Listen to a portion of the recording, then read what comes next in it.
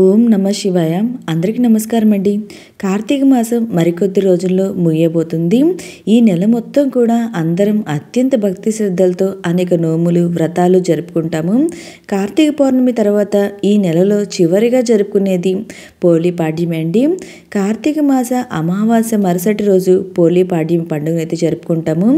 అయితే ఈ పోలీ పాడ్యమి ఈ సంవత్సరం ఏ రోజున వచ్చింది అంటే నవంబర్ 21వ తేదీ శుక్రవారమా లేదా నవంబర్ 22వ తేదీ శనివారమా, ఏ రోజున మనం పోలీ పాడ్యమి పోలీస్ వర్గం అయితే జరుపుకోవాలి, ఈరోజు తిథి నక్షత్రం విషయాలు ఈ వీడియోలో తెలియజేస్తండి.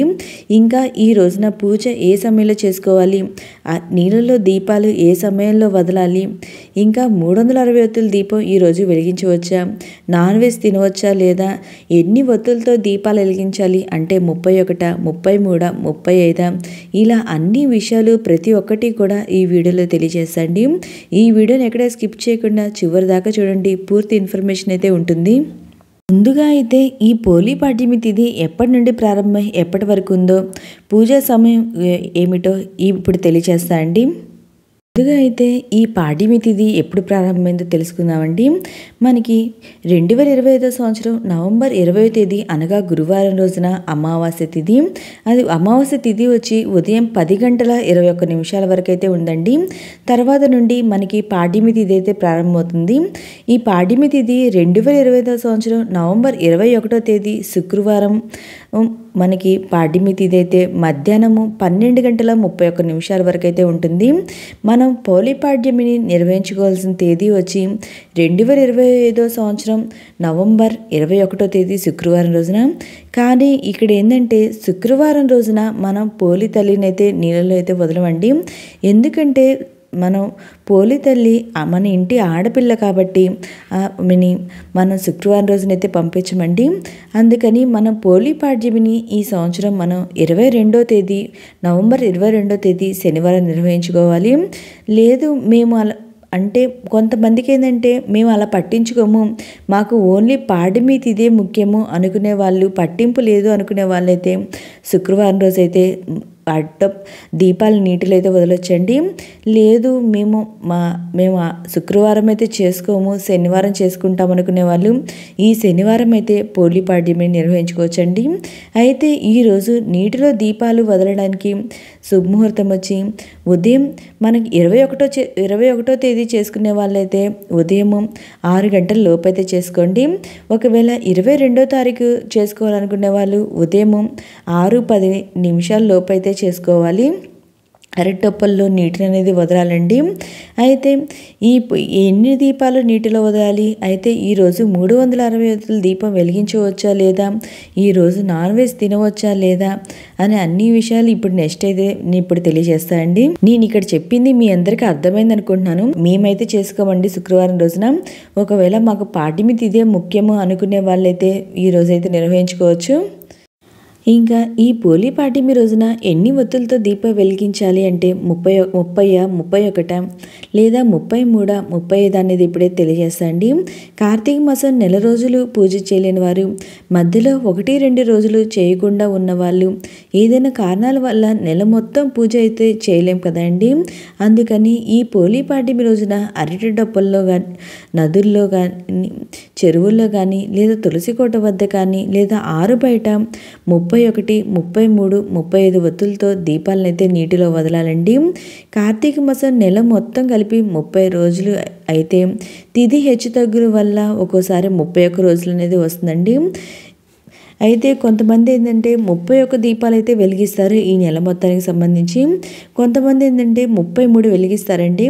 31 ఎందుకంటే నెల మొత్తం ప్రాతిపదికగా తీసుకొని మిగిలిన 2 ఒత్తులు గంగాదేవిగా అని 33 అయితే వెలిగిస్తారండి. మరి కొంతమంది వచ్చి 35 వెలిగిస్తారండి. ఎందుకంటే నెల మొత్తానికి 31 ఒత్తులు, మిగిలిన 2 ఒత్తులేమో గంగాదేవికి, ఇంకో 2 ఒత్తులేమో గణపతికి అని 35 ఒత్తులు అయితే నీటిలో అయితే వదులుతారండి. మీ ఇష్టం అండి, మీ ఇంట్లో ఆచారం ఎలా ఉందో దాని ప్రకారం 31 కానివ్వండి, 33 కానివ్వండి, 35 కానివ్వండి దీపాలను నీటిలో అయితే వదలొచ్చండి ఈరోజు. ఇంకా కార్తీక పౌర్ణమి రోజు ఎవరైతే 360 దీపం వెలిగించలేని వారు ఈ రోజైతే వెలిగించవచ్చండి. ఈ రోజున మనం 360 దీపం కూడా వెలిగించవచ్చు. ఇంకా కార్తీక మాసం అయిపోయింది కదా అండి, ఈ రోజు నాన్ వెజ్ తినవచ్చా అంటే ఈరోజు కూడా తినకూడదండి. ఎందుకంటే ఈరోజు మనం పోలీస్ వర్గం పూజ అయితే చేసుకుంటున్నాం కనుక ఈ రోజైతే నాన్ వెజ్ తినకూడదండి. ఇంకా ఈ రోజున దీపదానం చేస్తే చాలా మంచిదండి. అంటే ఉసిరికాయ దీపం కానివ్వండి, పిండి దీపం కానీ, శాలిగ్రామ దీపం కానీ ఇలా దీపదానం చేస్తే చాలా మంచిది. ఇంకా ఈ పూజ ఎక్కడ చేసుకోవాలంటే మనం నదుల్లో కానీ, చెరువుల్లో కానీ, లేదా మనం ఇంట్లోనే తులసి కోట దగ్గర కానీ ఈ పూజ అయితే చేసుకోవచ్చండి. లేదా మన పూజా మందిరంలో తులసి కోట లేదు అనుకునే వాళ్ళు ఆరు బయట అయినా ఈ పూజ చేసుకోవచ్చు. ఒకవేళ అది కూడా వీలు కాదు అనుకునే వాళ్ళు పూజా మందిరంలోనే చేసుకోవచ్చండి. నేను ఇక్కడ తులసి కోట దగ్గర ఎలా చేసుకోవాలో చెప్తాను. మనం ఒక బేషన్ తీసుకొని అదే ఇంట్లోనే ఎలా చేసుకోవాలో చెప్తానండి. మనం ఎక్కడైనా మనం నదుల్లో కానివ్వండి, చెరువుల్లో కానివ్వండి, ఇంట్లో కానివ్వండి, ఆరు బయట కానివ్వండి ఇదే ప్రాసెస్లో అయితే చేసుకోవచ్చండి. మనం ఒక బేషన్ అయితే తీసుకొని ఆ బేషన్లో నీళ్ళు అని పోసుకొని కొంచెం పసుపు, కుంకుమ, గంధము, అక్షింతలు, గంగాజలము కొంచెం ఉంటే వేసుకొని వాటి అరటి టొప్పలు అనేది తీసుకొని మీరు ఎన్ని ఒత్తులు అయితే పెట్టాలనుకుంటున్నారో అంటే 31 కానివ్వండి, 33 కానివ్వండి, 35 కానివ్వండి ఇలా ఒత్తులు అయితే పెట్టుకొని ఆవు నెయ్యితో కానీ, నువ్వుల నెయ్యితో కానీ ఈ ఒత్తులు ముందే నానబెట్టుకోవాలండి. అవి నానబెట్టుకొని ఇవైతే ఏకహారతో కానీ, అగరబత్తులతో కానీ ఈ ఒత్తులైతే వెలిగించుకోవాలండి. తర్వాత ప్రసాదంగా మనం వడపప్పు, చలిమిడైతే పెట్టాలి. ఇలా దీపం వెలిగించిన తర్వాత నైవేద్యం అనేది పెట్టేసి తర్వాత మనం ఇది అక్షింతలు చేతిలో పట్టుకొని పోలిపాడ్యమి వ్రత కథ అయితే చదువుకోవాలండి. తర్వాత అక్షింతలు మన తల మీద వేసుకోవాలి. వేసుకున్న తర్వాత చివరిగా కర్పూర హారతి అనేది ఇవ్వాలండి. ఈ విధంగా పోలిపాడ్యమి రోజున ఉదయాన్నే 6 గంటల లోపు మనం అరటి డొప్పల్లో కానీ నీటినైతే దీపాలైతే వదలాలండి నీటిలో. ఈ విధంగా మనం పోలిపాడ్యమి రోజున పూజ అయితే చేసుకోవాలి. ఓకే అండి, మీకు ఈ వీడియో నచ్చినట్టయితే లైక్ చేయండి, మీ ఫ్రెండ్స్ అండ్ ఫ్యామిలీ మెంబర్కి షేర్ చేయండి. మీకు పోలిపాడ్యమికి సంబంధించి ఏమన్నా సందేహాలు ఉంటే నా కామెంట్ బాక్స్లో కామెంట్ పెట్టండి. ప్రతి ఒక్కరికి రిప్లై అనేది ఇస్తాను. Thank you for watching. Please మన ఛానల్ని సబ్స్క్రైబ్ చేసుకోండి.